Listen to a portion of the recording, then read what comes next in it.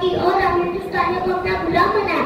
हिंदुस्तानियों में इन्होंने भूख डाली और उसका फायदा उठाते हुए हमारे मुल्क की दौलत अपने मुल्क ले गए। इसलिए हम सबको एक करना चाहिए, वरना फिर इसी तरह कोई दूसरा आकर हमें अपना गुलाम बनाएगा। इस बात से आपको आगाह करते हुए मैं मेरी बात खत्म करना